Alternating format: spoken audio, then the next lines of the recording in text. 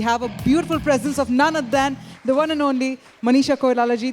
Firstly, thank you very much, ma'am, for joining us.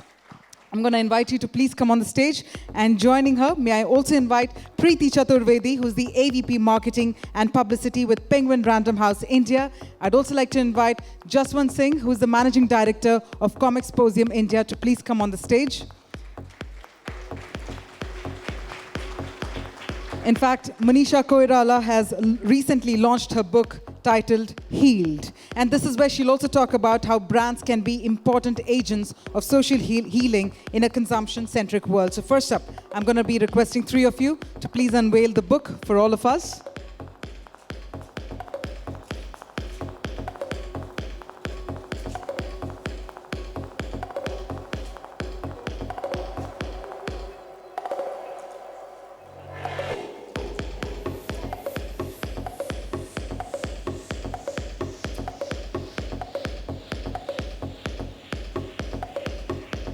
That's very carefully unwrapping it so beautifully there. Ladies and gentlemen, let's have a huge round of applause as we have three of our guests here unveiling the book Healed by Manisha Koirala. In fact, as you can notice, the books are also being distributed across on the tables. So towards the end of this session, we'll have a special book signing session as well by Manisha Koirala herself. So on that note, let's get the session started. I'm going to be requesting Preeti Chaturvedi to take it forward from here. Over to you, ma'am.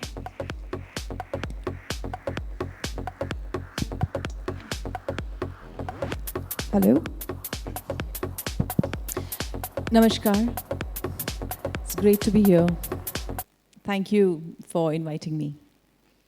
Okay, so after a very tough battle, which lasted for almost 2 years, with stage 4 ovarian cancer, Manisha is back with a bang. We've seen the movies.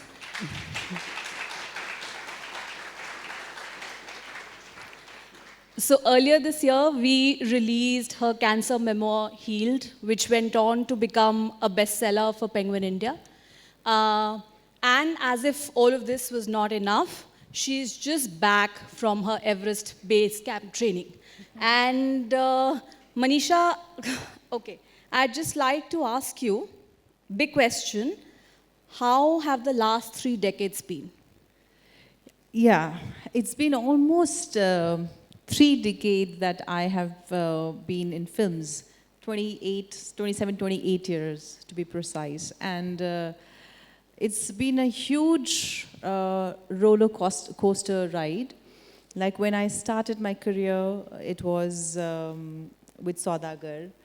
And again, you know, just a schoolgirl getting so much of attention and popularity and getting into this big bad world of cinema and, you know, all that. So I think first few years of my getting into the movies, I didn't even know what had hit me. And then slowly I started sinking in, but then I was very young. And at the beginning of my career, I think I got to work with the best directors in great films and great filmmakers and amazing, talented co-stars. And and then afterwards, I feel slowly, and as they say, in life, whatever goes up has to go down. And I mean, we know that about every aspect of our life, you know, whatever goes up has to, you know, kind of come down as well. In that phase, again, was quite prominent for me, quite important for me. And I was choosing wrong films and, you know, it was kind of a spiral downwards journey. And the last thing I knew was I was down with stage 4 ovarian cancer. My marriage had fallen apart, and everything which earlier was great, like when I would touch it would turn into gold, suddenly everything was gone. And I didn't know how to.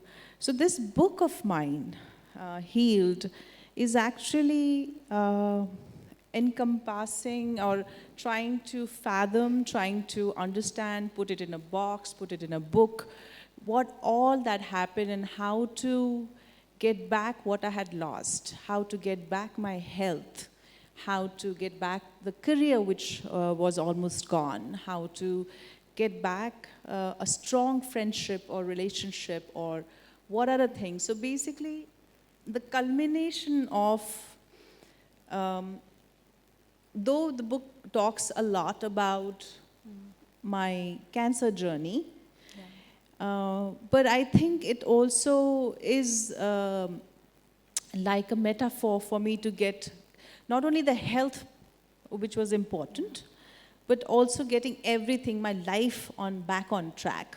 So this is what I actually have mentioned in the book, and my life has been, in 3 decades that I talk about. Is first decade was that whole euphoria moment where I enter as a nobody and make it into big, and then middle decade where all wrong choices happens, and how things start slipping away from you, and then I get into cancer zone, and where after that, how I bring back my health, how much I have to struggle to get my health back, what all I have to study, what all I have to make changes in my life, what all, everywhere. So last few years, since 2012, 2013, my treatment got over. After that onwards have been only about my health. And once I was more confident about that, okay, my health is stably good, it's stable, then I started venturing into workspace. And how in workspace also, probably that's another book if I have to write, is that how something which I lost completely, how I had to struggle to get back. And now I feel, I am finally getting the opportunities. And lucky for me, now the Indian cinema space has changed where they are accepting middle-aged women, where, 40 plus women are no more just only into mothers and sisters bracket. There's more challenges and challenging roles, even if they're playing mother or sister, but it's far more interesting to play those characters. So my health is back on track. My work is back on track, or slowly getting back on track. So last bit of my journey has been pretty good. That's fantastic.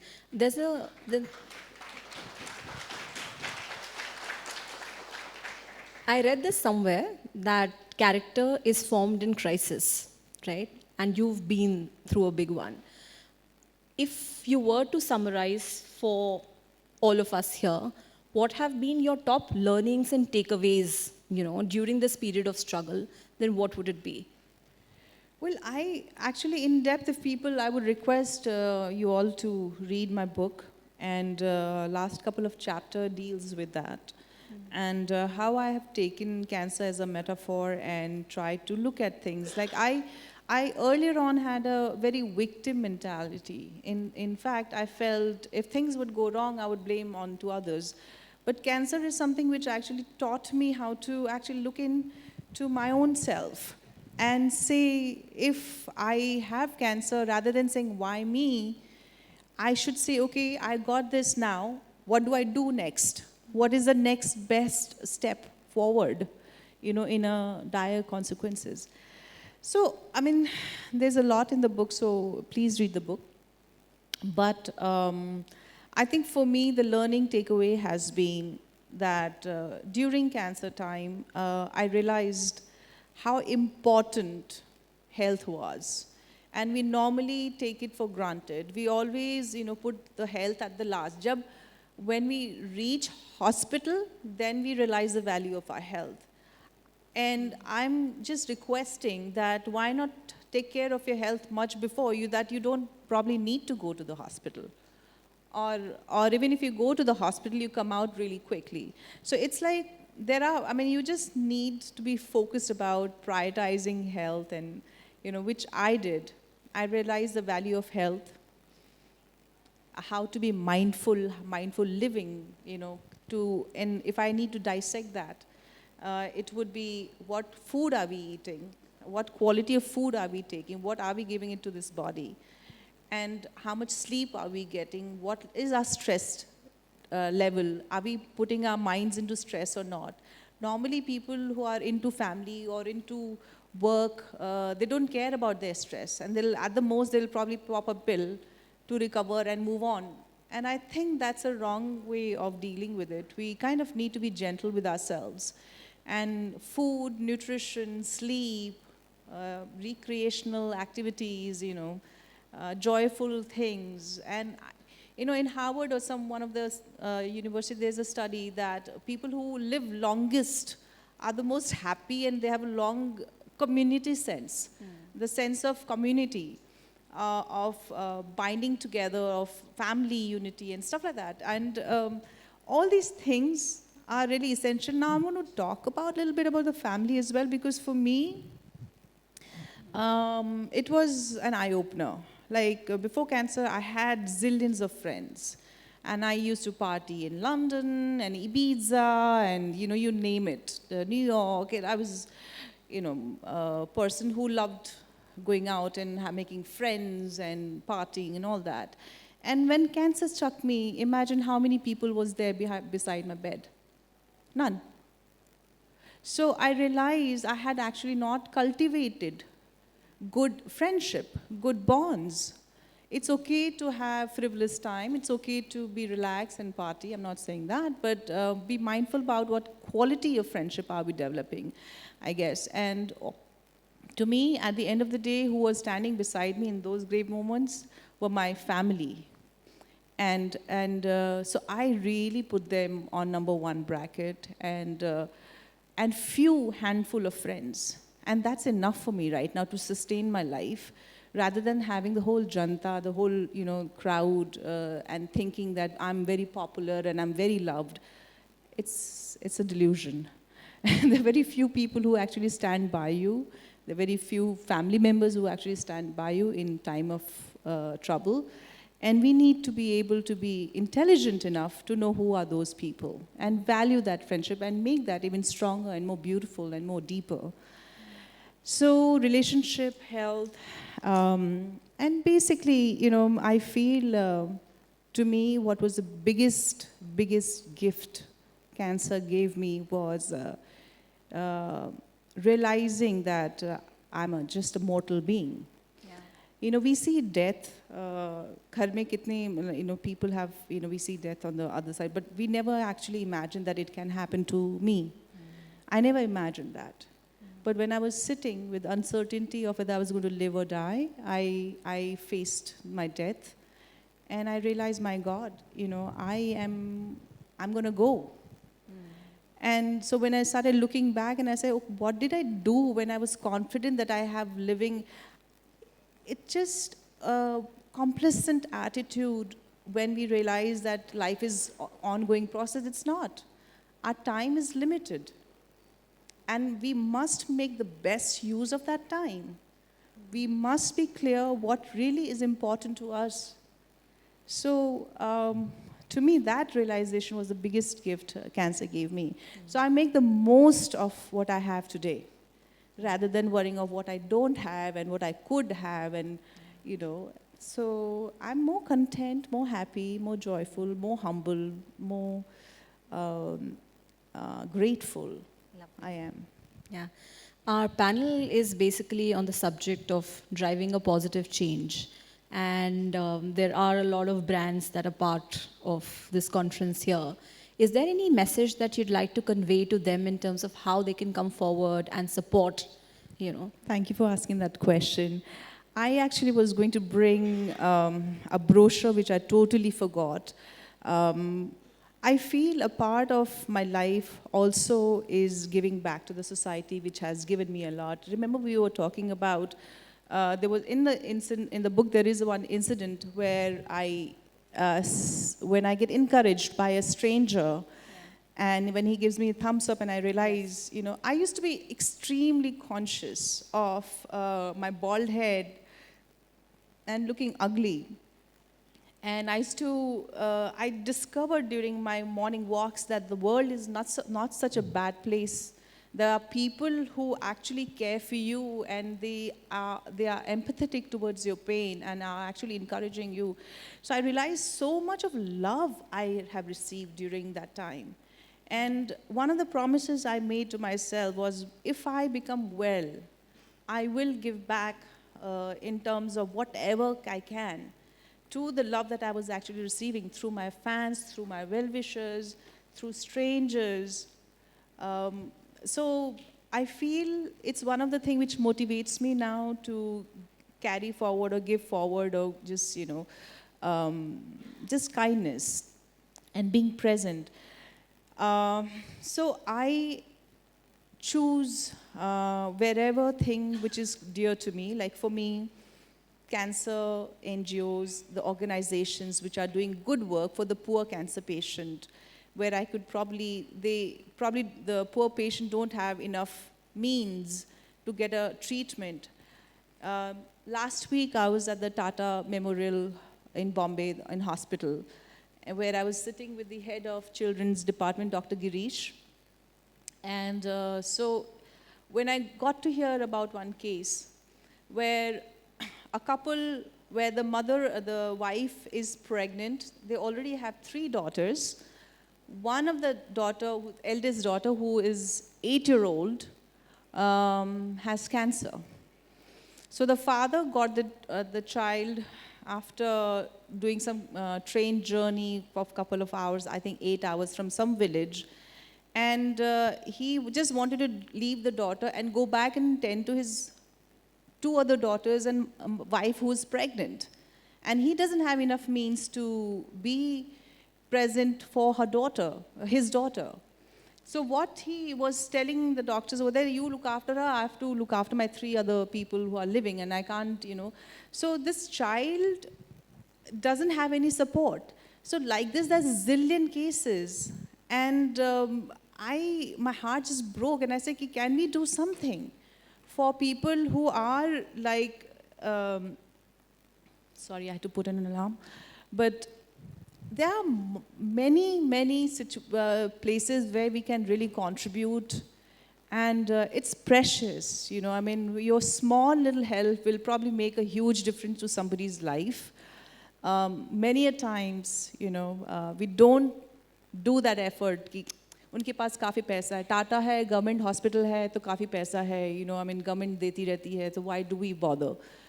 It's not that. They are dealing, of course the government is doing, of course the doctors are doing, of course the NGOs are doing, but there's still a lot more.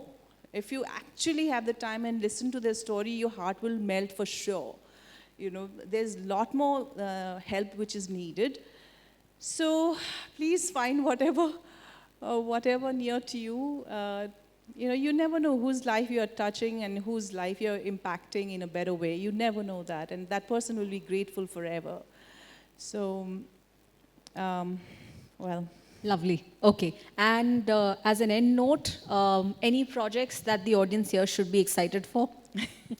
Yeah, this year has been pretty good for me, actually. My movies are coming up. So I think Sanju released, and there is just yesterday we announced on Twitter and Insta and a social platform my Netflix film, which is going to be releasing.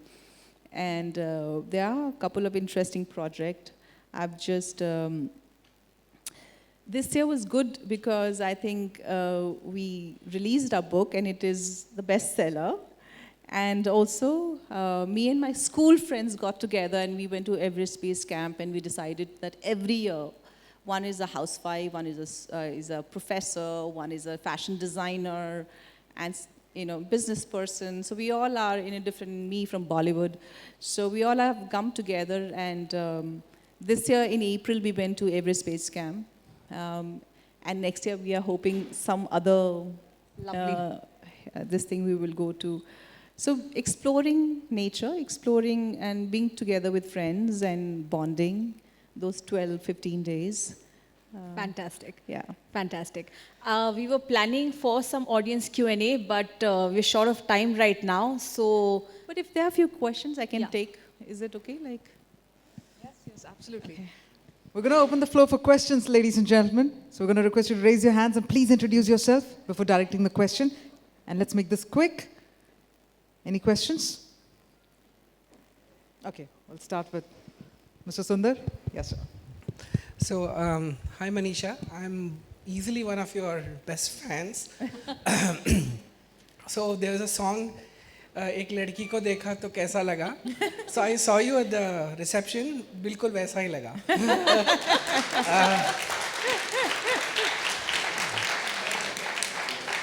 As a engineering student at that time, my heart used to really stop when I used to see you on that swing, and nothing has changed all these years. So I know cancer is a big disease, but on some people it doesn't have any effect. So my question really is, I think, when you were recovering, it would have obviously given you, it takes a lot of strength. I've seen my mother go through it, so I know what it is to deal with it. Unfortunately, she lost and you won. But what was that one thing that you, when you look back, that you really gave you that lot of strength? One, of course, you mentioned your family, but was there anything else that you really felt, you used to fall back on your inner strength? Absolutely. I feel each one of us who have been impacted with cancer have different journeys. And we really actually, but I think at the core is that the willingness to live, to go through the grinding treatment, the painful treatment, and actually come out of it as a winner. But many a times, I didn't know that I would survive the treatment. I didn't know that, because it used to be so poisonous and so tough. But luckily for me, I had a huge support system in family, very, very strong family support I had.